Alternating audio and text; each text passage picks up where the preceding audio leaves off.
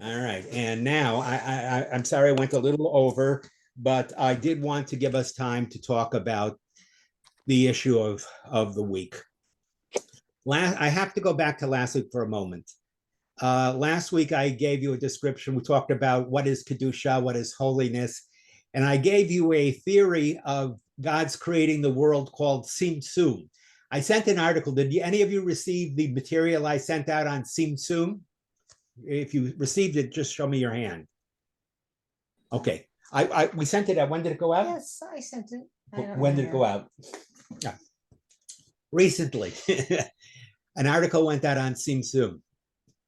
The idea that God, in order to create the world, including humanity, contracted himself into a small place so that he was able to create the world. Some of you said, how can God do that? Or how can God not be in the world? I sent you an article to explain it. And then after I explained it, we talked about God and being holy. And some of you asked the question last week, and I think I may have given you a wrong impression. Some of you said, well, wait a second. If God is in the world, then how come all these terrible things are happening? And if I live my life right and I do what's right, how come I and other people who are innocent suffer? And where's the reward? If we do what you say, Rabbi, we act in a holy manner, where is the reward? Why is the world not the way it's supposed to be? I told you last week that the mission statement of the Jewish people is to be an Am Kadosh, a holy people, a nation of priests, and that our vocation is to spread the word of God to the world. That's what we were created to do. But I must add here, the purpose for doing it is not for the reward. Those of you who said to me, what's my reward for doing this, are missing the point, okay? The reason we should be doing this is because God created us and he gave us the opportunity to affect the world. The correct question is not what reward do we get for doing it. It is, do we love God enough who has given us the blessings he has given us to create the kind of world he wants?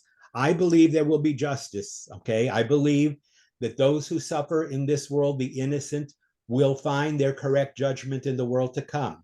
I believe that those who are wicked and callous and get away with terrible, terrible things and may never be held to account for them in this world will someday stand before the heavenly court where there will be no mercy for them. But that is not our motivation for serving God. I just wanted to make that clear.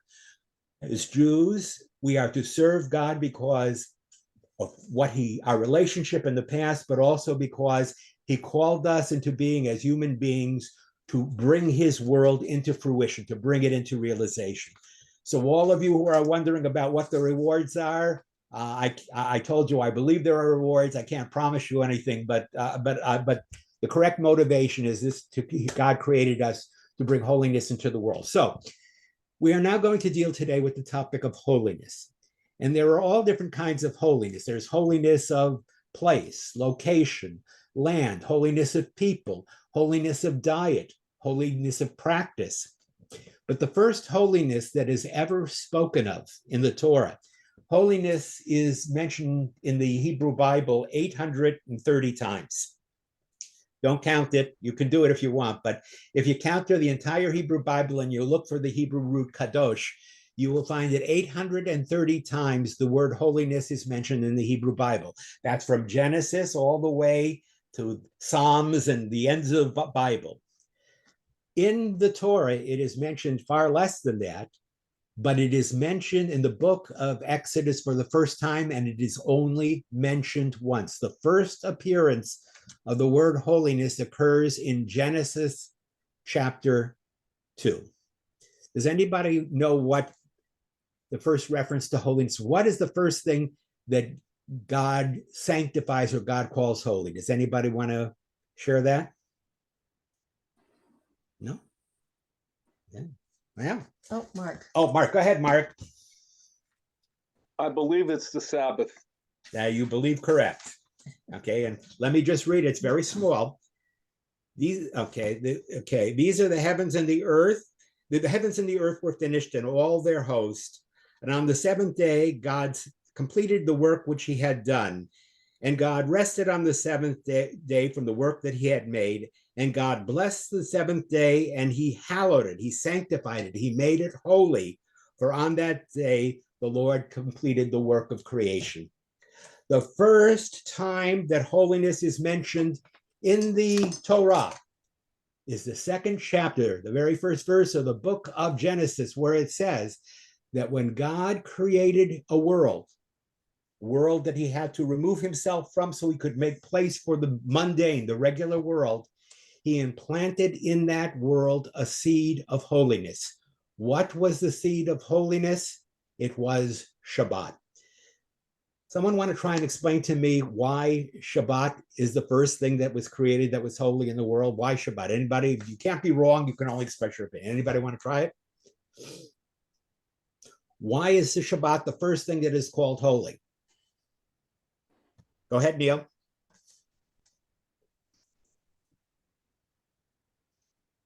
Boy, am I going to spin off the earth. You guys are going to Okay, miss it. You go ahead. missed me. I think that what in our image and what we were built, the ability to purge and renew is innate to our neshama, that just the ability to renew and relax is important because of our frailty. Neil makes an important point, and let me emphasize Neil's point. Neil's saying, Rabbi, you said the first time the word holy is mentioned in the Torah is in chapter 2, verse 1. And God ceased from work on the seventh day, completed his work, and he blessed it and sanctified it. But man was created on the sixth day.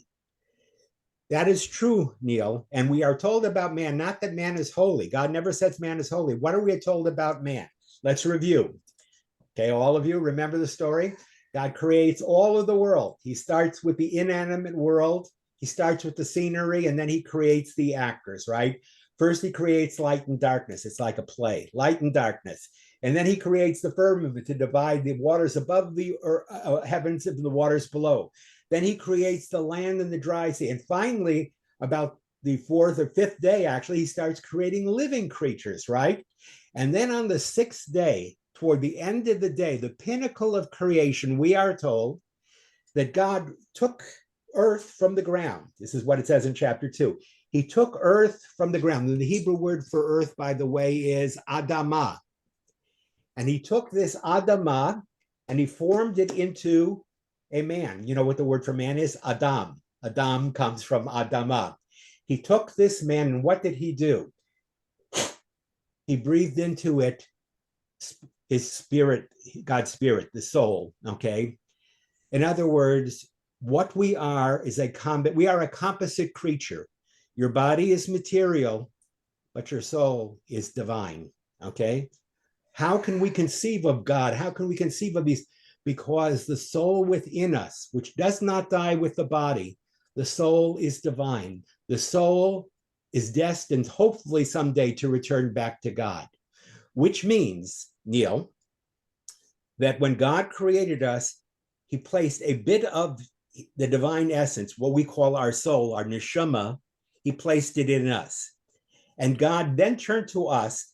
He said, all right, you human beings, you are in charge of my world. I've given you a world. I've created everything for you.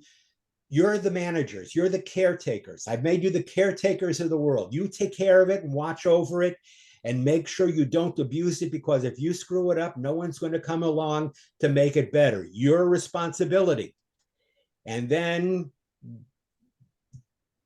man and woman begin their task. Their task was to run God's world, to rule God's world, or to rule on behalf of God, and to bring God's will into the world. Of course, we know the story doesn't end well, because man and woman immediately disobey God and they sin, and then the whole story breaks down. But the idea is, and this is where I want to come, God withdraws God from the world in order to create the world. But in order to bring God back into the world, he has to make two things. Two things have to be present in the world. A part of his essence, which we call our soul, has to be in us. And the Sabbath day has to be there too. Okay. Right. In other words, the neshama, the soul, has to be in us. That's the part of God that we operate in the world. But the Sabbath was necessary too. Mark, go ahead.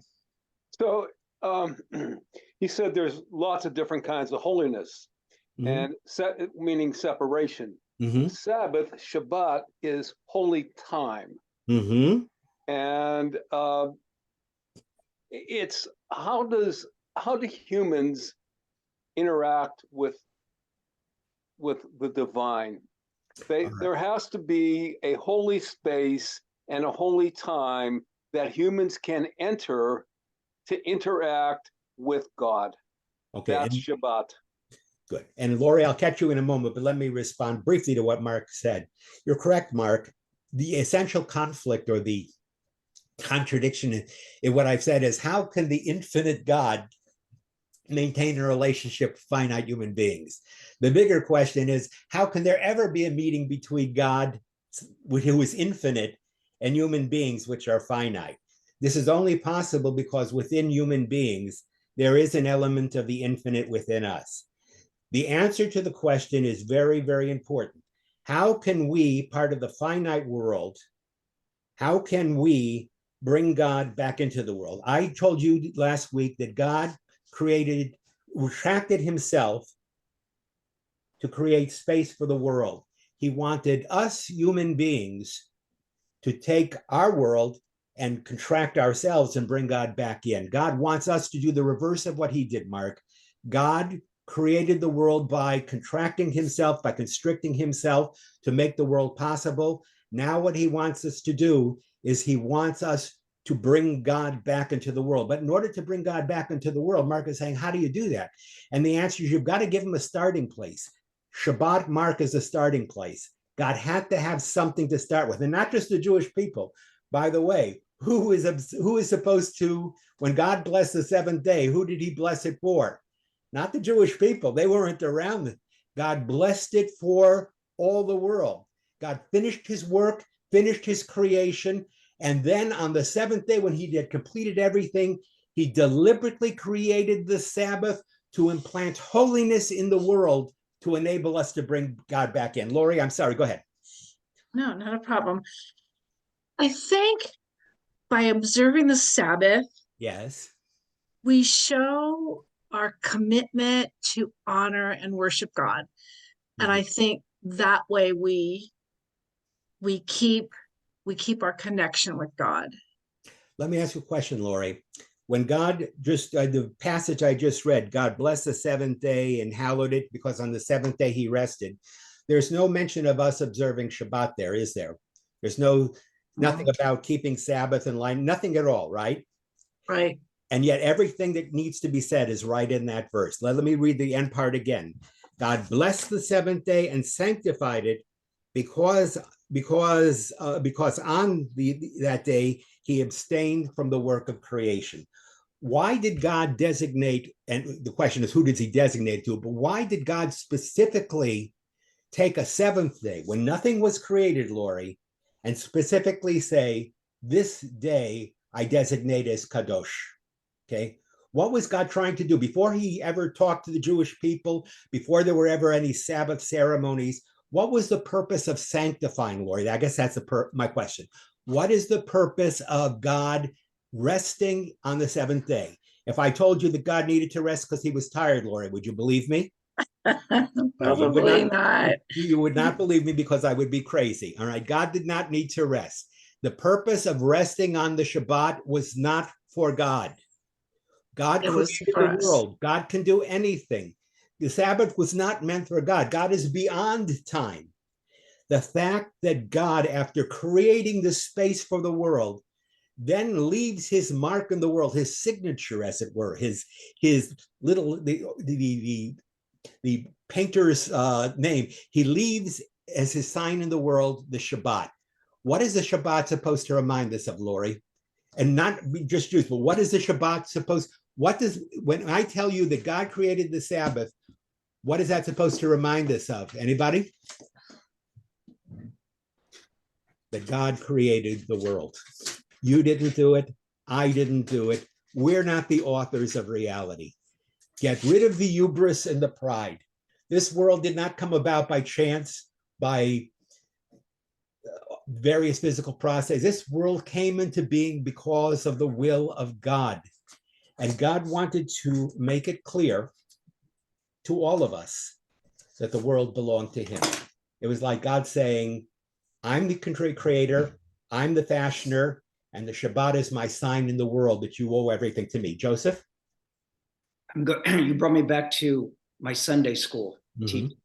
I remember this, my Sunday school teacher said, all those first 6 days God was doing for us, giving us playthings, giving us beautiful paradise. He did everything for us.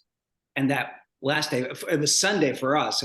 But you give that one day back to God. Exactly. So God gave us all this stuff, that 6 days of everything we have, one day we give back to him. Absolutely. And it's not a terrible burden. I mean, think about it. What has God given us? You really think about it. He's given us life. He's given us the ability to experience this world for however many years we have or however long we have. He's given us all of these wonderful things. If we are thankful to a parent who gives us benefits and blessings, how much more so should we be thankful to the fact that God, who didn't need any of us, he didn't need any of us. We don't add anything to God, that he would create a space for us and allow us to be in this world and give us a chance to bring the Spirit of God into the world. That is a gift. And Joseph is correct. What does he ask of us? On this seventh day, my sanctifying day is a sign that I am here. You may not see me working in the world. You may not see me creating like I did in the first 6 days, but don't think I'm not here. I am here. I am here all the time. I am here in the miracles you don't see day by day. And if you can meet me, remember, not in a space, not one particular land or one particular place or even one particular, but if you can meet me in time, if you can realize that the very reality of your being, I think therefore, the very reality of existence is a gift by God. If I can stamp that into you, then you can begin to recognize God. The Shabbat was the beginning of bringing God back into the world. Before there was any Jewish people, before there were any nations, it is no coincidence that the first thing that God blesses in this world is, not blesses, but the first thing that he calls holy is the Sabbath. God blesses a lot of things. When God creates things, it says, God bless this, he blessed that. But the first time God ever says about something, it is kadosh, is the Sabbath. What does kadosh mean? Kadosh means this is a symbol among you, a sign among you. This is a way, something that you can bring God back into the world for. Now let me move from the Sabbath to the holidays, okay? Because when else do we recognize God? Well, I recognize God every Friday night when my wife reminds me that I didn't buy flowers for the Shabbos table and they didn't do this or that. And I try and rush and get ready for Shabbos. Well, when I sit down and I spend Shabbat with my family, I love Shabbat. I spend Shabbat and recognize Shabbat by not working. Some of you know that over the course of these last couple of years, I've become more traditional, and things that I used to do on Shabbat, I don't do anymore. So I set aside time on Shabbat to acknowledge the fact that God is the creator, God is in charge. I'm not the captain of this operation. I'm merely the person placed in charge to manage things on God's behalf. But in addition to remembering that each and every week for 52 weeks of the year, I want to remind you something else. So first of all, there's nothing holy about 7 days. Those of you who are going to say to me, where does 7 come from? The answer is it comes from the Bible, it comes from God, okay? There's nothing holy about 7. Something is natural about 365.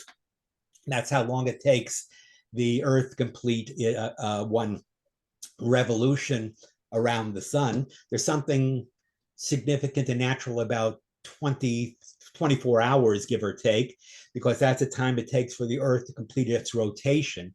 There's something even significant about a lunar month. A lunar month is the time that it takes you from one full moon to the next full moon, or from a new moon to a new moon. All that is natural. Those are natural numbers. Even 10 is a natural number. Why do we have a 10-base system of counting? Because we have 10 hands, right? 1, 2, 3, 4, 5, 6, 7, 8, 9, 10. The earliest way we counted was on hands, right? So the 10-base system is a natural one. Binary was not original. 10 was okay. 10 is natural. 30 is natural. 365 is natural. But 7 is not natural. 7 is artificial. Why? Because it's not natural at all. It's holy. 7 is holy. When I tell you that 7 was the stamp of holiness in the world, I mean it exactly. Now I'm going to tell you something that's even more incredible. In the book of Leviticus, when we actually start celebrating it, God designates to the Jewish people, tells the Jewish people that there are certain times that are supposed to be Mikra Kodesh, holy convocations, moments of meeting with man and God. He does this in the book of Leviticus in chapter 23. Do you know how many holidays are mentioned, including Shabbat, in the book of Leviticus? 7. The Sabbath day, Passover, the holiday of Shavuot, Rosh Hashanah, Yom Kippur, Sukkot, and Shmini Atzeret. Those are the only holidays mentioned in the Bible.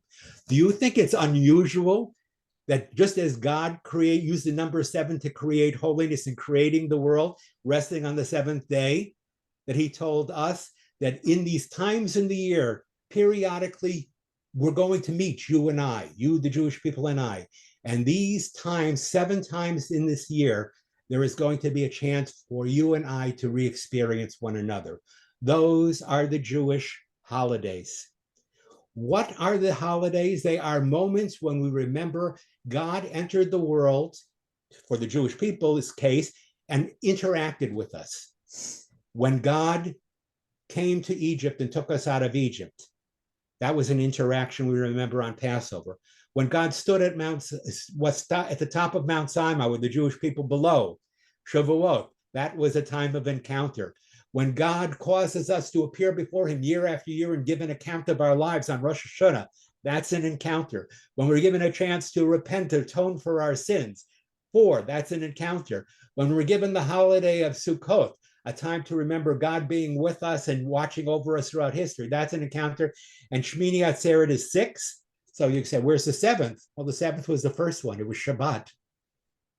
And as we read the holidays in the book of Leviticus, it starts with the Shabbat and then proceeds to mention every single holiday. It is as if God is saying to the Jewish people, I not only want you to remember me once every 7 days. In every 7 days in your life, I want you to set aside time for God and this time to be holy. But 7 times throughout the year as a nation, I am calling you together as a Mikra Kodesh, a holy assembly. I'm calling you together so that in time you can sanctify the relationship of you and God in time by re-celebrating and remembering these holidays. When we observe a holiday, we are remembering, we are sanctifying God through time. Okay, any response to that? I'll pause for a second. You can disagree with me, agree with me, whatever you want. No, okay. And I convinced you all, right? All right. So the beauty of the idea of a holiday is, what is the function of a holiday? A holiday is supposed to be a time when we recreate in our minds an experience that we had with God. I'll only give you one example, the obvious one, Passover. What is the holiday of Passover supposed to remind us of? Not just an event that happened 3,200 years ago. Remember, 3,200 years ago, we were slaves in Egypt, and God came and redeemed our ancestors and delivered plagues upon Egypt and brought the Jewish people out. But that's not its function. That's not its ultimate purpose.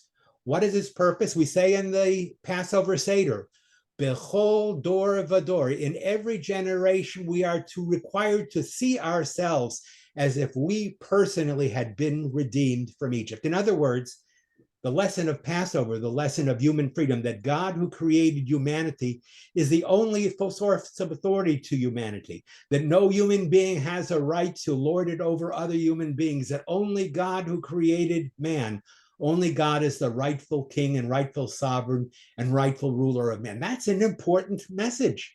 And it's a message that has been spread throughout history. Not only the Jewish slaves, but other oppressed people have turned to the Exodus. And what do they find in the story of the Exodus? A story that says the powerful aren't entitled to abuse and to oppress the weak. The weak are human beings too. They are entitled to turn to God, and the powerful must recognize that they are not the final force in the universe. So our yearly celebration of Passover is not a past historical event. Those of you who've been at Seder's know it is an ongoing historical event. When we sit at the Passover Seder, we experience each year the going out from Egypt. Okay? So that's what I guess I mean by holidays. Holidays are opportunities for us to recognize the presence of God in the world. Now, I can give you a bigger picture. I can give you want the big picture? Here's the big picture. There have been lots of nations in the world. And with this, I'm going to, well, we'll see what happens. No, I have time. There have been lots of nations in the world. Nations that have come long before the Jewish people. Did you know that the Jewish people didn't even appear on the scene of history, didn't appear until close to 2,000 years after the world was created? You look at the story in creation, Abraham first began his actions in the year 1948, which coincidentally was the year Israel was founded. But 1948 on the Jewish calendar, from creation, 1948, according to the Jewish calendar, was the year Abraham began his missions. Well, what am I telling you? That for the first part of Jewish history, from the creation of the world and from the creation of humanity, let's not say the world, we believe the world is older, but from the first 2,000 years, there was no Jewish people. This was the earliest period. By the way, if you go back on the Hebrew calendar, this is year 5784. If you go back 5,784 years ago and say, what year was that on the regular calendar? Turns out it was about 3600 BCE. Those of you who are historians, do you know what's interesting about the year 3600 BCE? 35, 36, 3700? What's interesting about that year? Wasn't the creation of the world. We believe the world is older. My wife is telling me to calm down. If you go back and you look at history books, and I have a wall lined with history books, human civilization, the first civilizations began 3,700 years ago.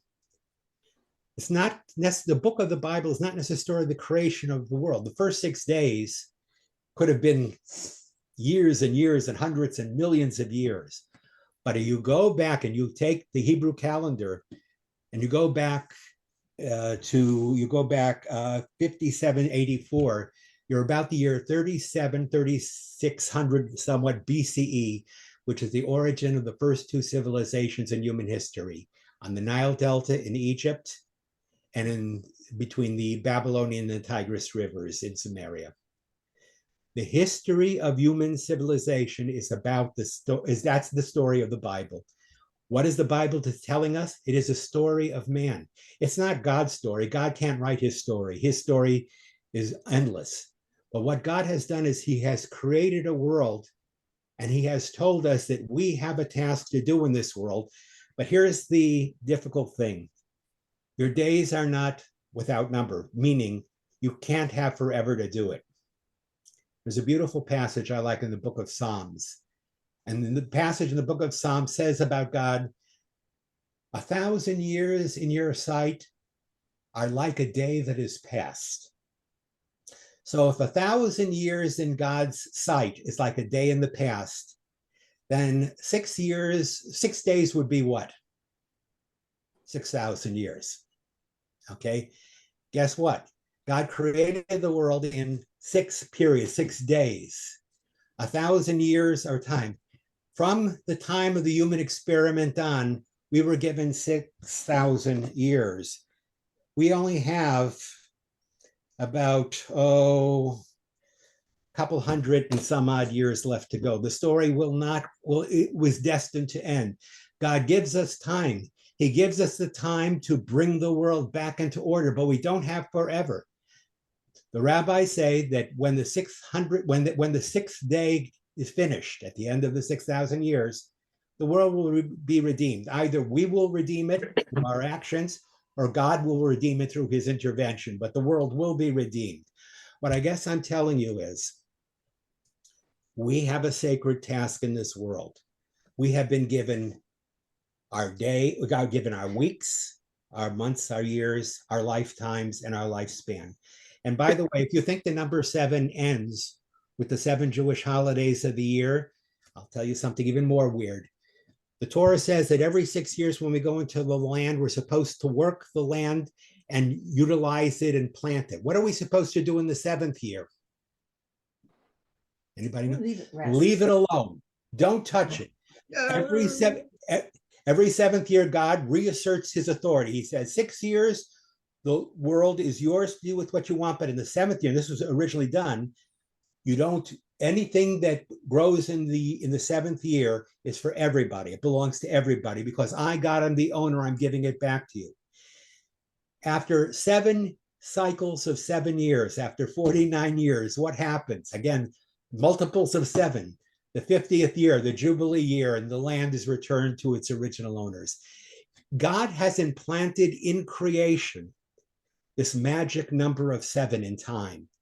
It is as if God is saying, if you can't see me in the works around you, if you don't notice me in the miracle of every sunrise and sunset, if you don't notice me in the miracle of every newborn creature, if you don't notice me in the fact that a child who comes into this world helpless will learn to walk and reason and talk and whatnot, and if you don't see the miracle in that, then see the miracle in time, the miracle of the day, the week, the month, the year, the life of the Jewish people, the life of the cycle of years.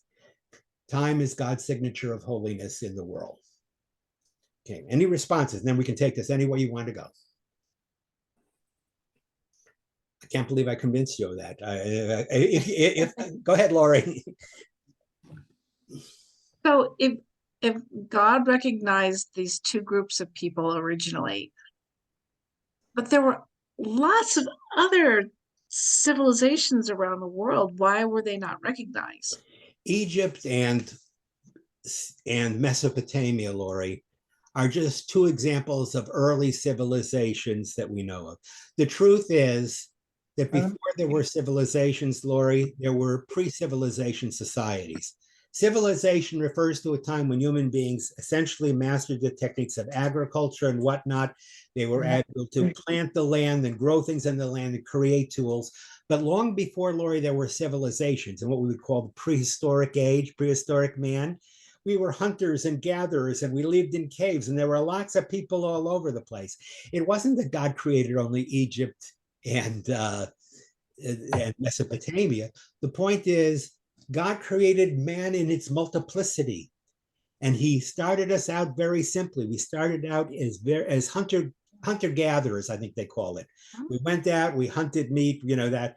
Eventually, we learned how to use technology. We learned how to use tools. And then eventually, we learned that you could take actual grains and plant them, and you could provide for regular crops of food every year. We call that agricultural society. Around 4,000 or 5,000 years before the Common Era, the cultivation of wheat was discovered, and the first civilizations were made possible. I guess what I'm saying is that God created humanity with this potential whenever he created us. But he understood that we were supposed to use this potential for good. If I create you, Lori, and I give you skills and I give you abilities and I give you intelligence, and then I have breathed into you the spirit of life as a reflection of or God gives you a reflection of himself, and then he gives you a task. He says, Lori, in return for everything that I've given you, all that I ask is that you, who are the caretaker of my world, you handle it responsibly, you watch over it. Would you do it? God wouldn't even have to give you a reward, would he? You would probably just do it. All right. That is the idea. God created human beings because he didn't have to. God doesn't need us. He wanted to see what a free moral agent would do. We are the only being in the universe that has the choice whether or not to serve God. There is no other being in the universe that has that choice. When a bird builds a nest or an animal builds a lair, they don't do it because they're calculated. They do it because that is their nature. That is their instinct. They breed, they eat, whatever. Human beings are the only creature in this world that was given a task by God to perform in the world, Lori. And that is our responsibility. And God says to remind you, even before I create the nations, to remind you that you're not in this universe alone. I'm stopping after 6 days of creation, and on the seventh day, I'm putting my title to the world, and I'm signing my name to the painting.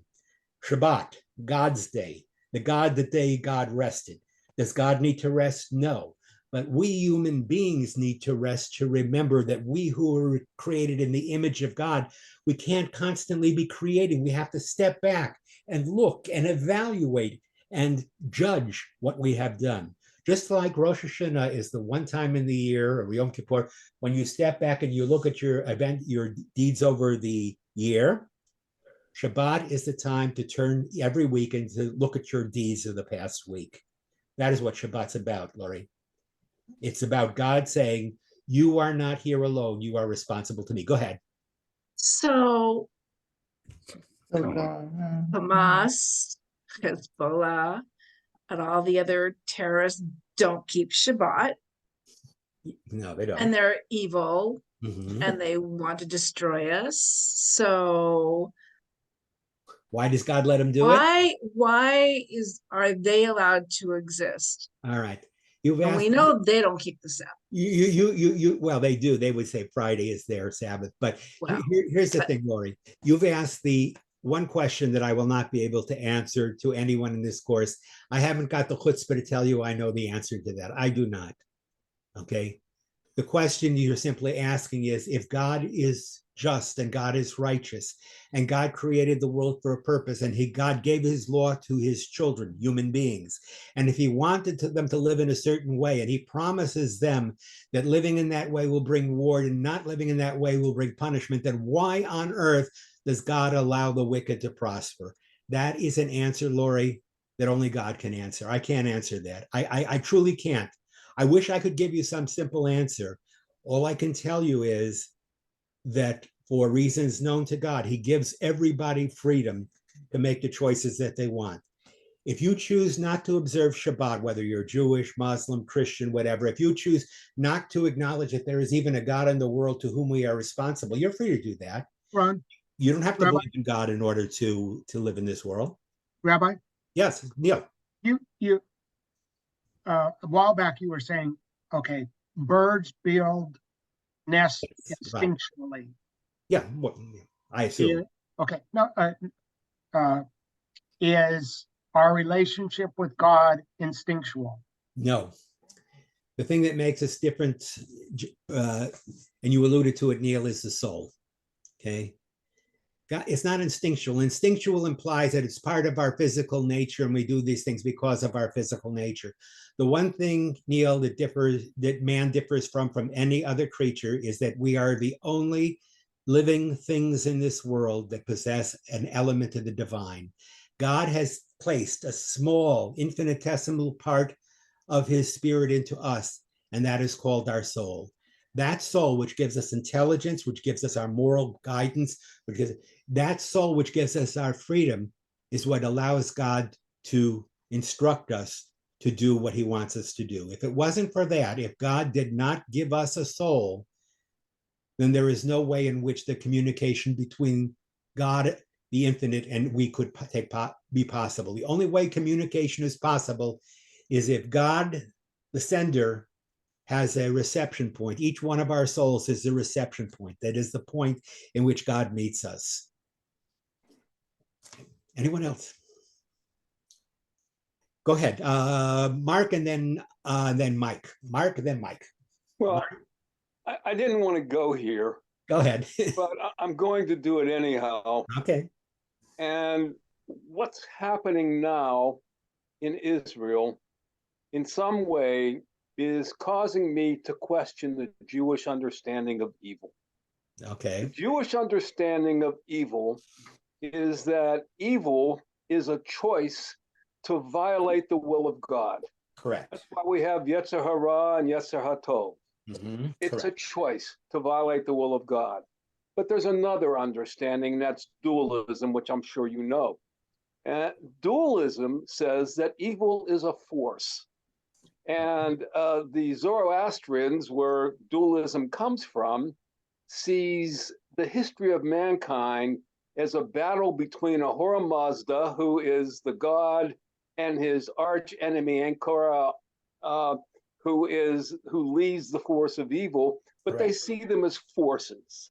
Correct. And we see humans with a choice to violate God's will. Dualists see humans as a choice of which force to embrace. And when I see the kind of evil that Hamas does, same kind of evil that the Nazis did, Pol Pot, you can go on, the list is long.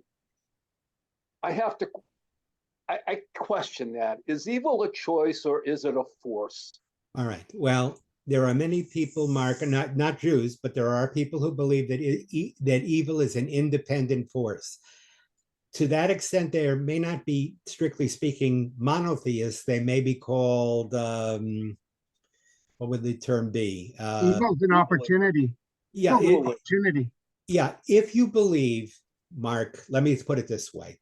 If you believe that evil is an independent force in the world in conflict with God, if you take this Manichaean dualism seriously and believe that God is the force for good in the world, and that opposed to God, but not quite as powerful, is this counter force, this force that seduces us and tries to win over free man over to its side.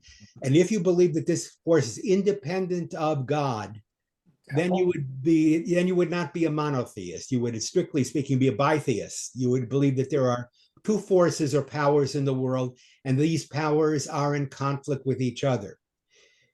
Christianity faced this dilemma at one point. It said, how can we explain the existence of evil in the world? If God is the author of all the world, if God created everything, if God at the end of 6 days of creation, it says God saw all that he had made and behold, or 7 days, it was very good. If God endorses the world and finds that it's good, then Mark's question is a valid question. Rabbi, if God is good and God created us in his image and God created the world to be the world he wanted, then evil must be some independent force, Mark is suggesting, that competes against God. And whether you call that independent force Satan, or you give it a Babylonian name, or whatever you call it, if you believe that God, good and evil, are in contest for the soul of man, basically. Man is the field of contest.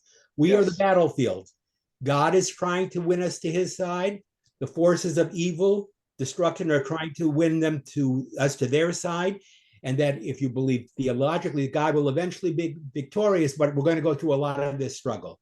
That's one way of viewing it, Mark, but I'm going to give you a counter way of viewing it. That the idea of the personifying of evil as an independent force, aside from and coexisting along with God from eternity, is not a Jewish concept. There is no counterforce to God in the universe. There is only God. God, in order to create us free. Here's the contradiction, Mark, and I'm glad you asked the question. In order to give us free choice, had to give us the possibility of either following God's ways or not following God's ways. He couldn't have taken that choice away from us, Mark, because if he took the choice away from us and we didn't have the freedom to choose not to do what God wanted, we wouldn't be human beings. But that means that if I choose to do evil, not only can my choice affect me, but my choice, Mark, can affect you too, right? And you get enough evil people together who decide they're going to enslave other people, they can affect innocent people, right? So the moment God gives human beings free choice, and this is the dilemma, and he creates for the possibility that man will either follow the law that God gives him, which we call good, or rebel against it, not because of some powerful counterforce, but because of man's free choice. Man is the source of evil in the world. It is our freedom that is the source of evil. Now, if that is the case, that means the responsibility for combating evil is not outside anymore. It's inside, Mark. Here's the thing. if God and Satan are competing, I'm going to trust in the power that I believe in, and I'm going to hope I chose the right way. But what if God says, you are the choice? You human beings are the choice. I created you and gave you the choice. I gave you the ability to distinguish between right and wrong.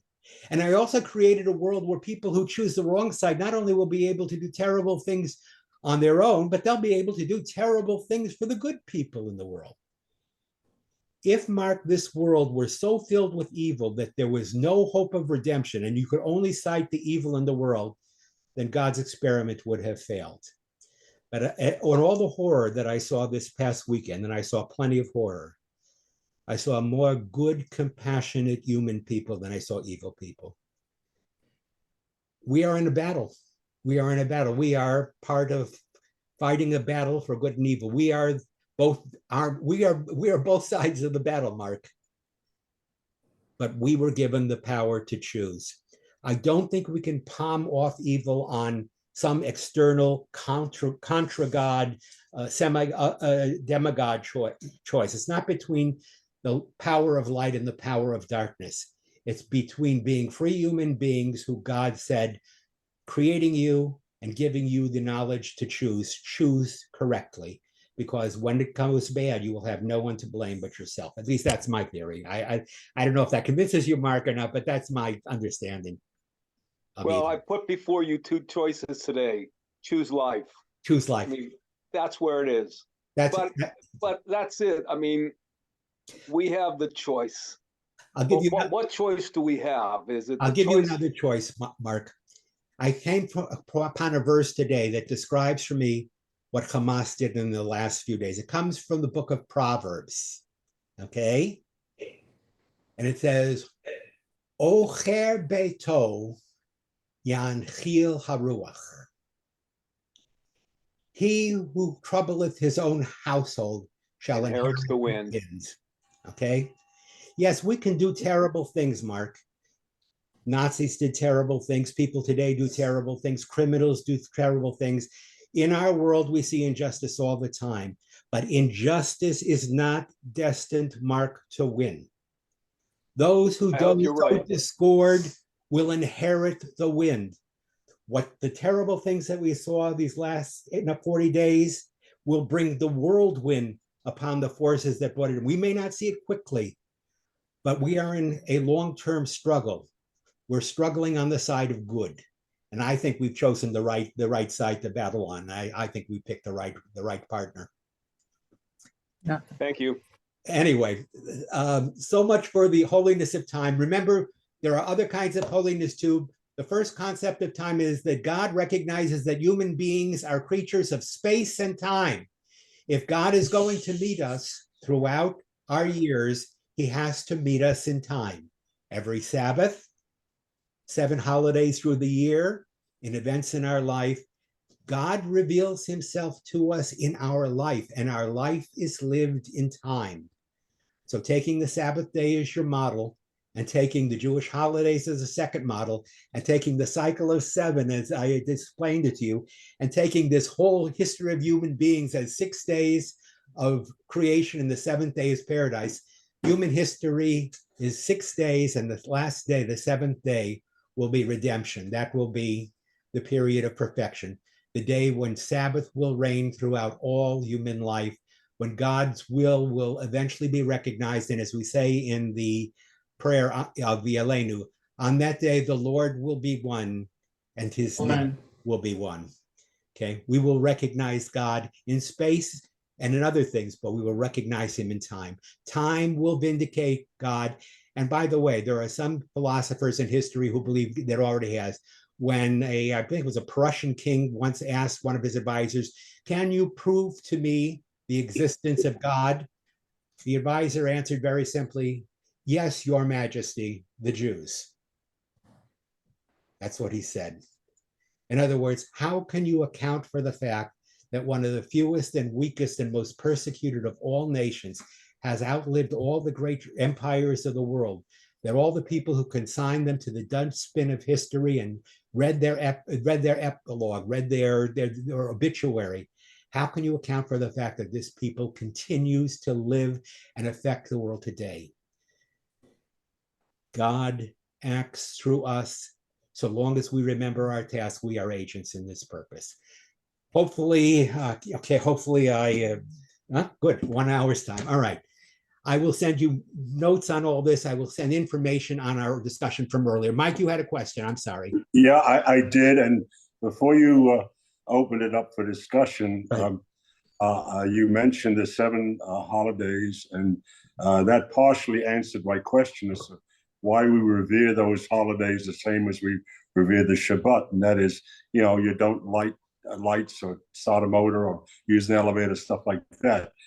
However, what I wanted to ask beyond that now is why we apply those same Shabbat rules to other Jewish holidays, not holidays, but Jewish events throughout the year, such as fast days and things of that nature. All right. I don't know why we would do it on those days. Okay, here's the answer, Michael. The Sabbath was created, I said to you, to impress on us once each week the reality that the real author of the universe is God and that we are God's creatures. And every seventh day, when a Jew traditionally observes Shabbat, he's in essence saying, I can work, I can do whatever I want to do every other day of the week, but this day belongs to God. This day I acknowledge that I am not a creator anymore, I am a creature. The 7 holidays, Sabbath and the 6 other holidays, Mike, are times in Jewish history when the Jews have encountered God and come to the same realization. 7 historic epic, 7 times in the course of the year when the Jew is forced to recognize that he is not, the controlling force in the universe, but that the controlling force of the universe is God. So I guess the answer to the question, Mike, is because the holidays partake of Shabbat in that they testify to the existence of an intelligent, benevolent God in the world. Fast days and other days like that may also have that, but fast days are negative days often. Fast days commemorate times when we don't see God in the world. Certain holidays, Mike, like Hanukkah and Purim, are historic holidays. They're holidays that celebrate human triumphs. But the 7 holidays mentioned in the Torah, Mike, once again, Sabbath, Pesach, Shavuos, Rosh Hashanah, Yom Kippur, Sukkot, and Shmini Atzeret, these are natural times in the year, Mike, when God declares, just like the Sabbath declares my existence every week, these holidays are to show you people how I have intervened in your life. As I said, I buy that. But I don't know why certain times of the year I can't call my brother because this is a fast day or something like that nature. You can. What do you mean call your brother? You can call your brother. My brother is Orthodox. Well, no. Look, I couldn't call my son. I couldn't call a lot of people who I knew were in Israel, and I had to observe the Sabbath. What I told myself was, for this period of time, I have to trust that God is doing what he is doing, and I have to do what I have to do, which is recognize God.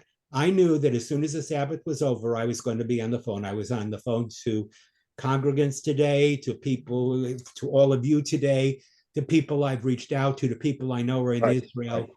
Right. I don't have to speak with you every day. If you know, Mike, that I keep Shabbos, and you know that the reason I didn't call you this last Shabbos was not because I didn't think about you, I didn't care, but because I was doing something else concerning God. You'll give me a buy on that, right? I understand Shabbos and Shmini Atzeres and the other days, but there are days in the year where I couldn't call them or they wouldn't answer the phone because which days, Michael? I don't remember which one. Only like why Tisha B'Av? Only how about Tisha B'Av? Good. No, yeah. Tisha B'Av, by the way, you can call him. The 7 days that I have mentioned, which are described in the Bible, we will read them in Leviticus, which are called days when you are not allowed to do either any work or any meaningful work. Those are days that the Bible specifies you can't do anything. Now, what can you do? You can do some things. You can prepare food to eat and whatnot. But on Shabbat, it's more restrictive. On Shabbat, you can't manipulate things. You can't use the phone. You can't use electricity. I can't get in the car. There are certain days where God says, Michael, you can't do whatever you want. You live in my world and you're following my rules. And my rules are, as much as you love your brother at Shabbos, don't call him. I know that. Okay. All right. Okay, is that Howard's hand or Barbara's hand that I see? Thought I saw a hand. It was either Howard or Barbara, but maybe I'm not. Yeah, it was my hand. Go ahead, Barbara. But on the same vein that he was talking about, as far as not being able to do certain things on Shabbat or a holiday, but isn't it like, especially what comes to mind is something like on Yom Kippur, and on that day, if you are not, I want to say, healthy, and you're not supposed to fast, that's an exception. If you go on Shabbat, you get sick, Correct. you're not going to stay home, you're going to go to the hospital. Correct. I mean, if you're, really sick. So why on this Shabbat, concerning the reality of wanting to, make sure that a relative is okay in Israel, or could you not use that same? You could try and justify it, but only in a clear case of danger to life or health, Barbara, are you allowed to pull that trump card out. Okay, if someone I love, it suddenly falls down and collapses, am I going to get on the phone on Shabbos and call the ambulance? Yeah. Will I take them in and drive them to the hospital myself? Absolutely. After I get into the hospital, I may not be able to drive back home, but I'm going to be able to get into the Torah says that for the sake of life and for continuing to live many, many mitzvahs, I am allowed to violate Shabbat, but not for any reason. If I can justify calling someone on Shabbat because I'm worried about them, then I can justify anything almost on Shabbat. The only things I can justify are clear cases of life and death matters. And I'll tell you something, there are people I've seen who are told by their doctors not to fast on Yom Kippur. And I watch them and they're fasting. And I said, what the heck are you doing? Your doctor told you you're not required to fast. And they said to me the following, Rabbi, I know I'm not required to fast. I know that Jewish law doesn't require me to fast given the medical problems that I have. And I know that my doctor has advised me to do this. But until such time as I feel certain effects of my fasting coming over me, I'm not going to stop fasting until then. In other words, just because you have permission doesn't give you the right to utilize the permission.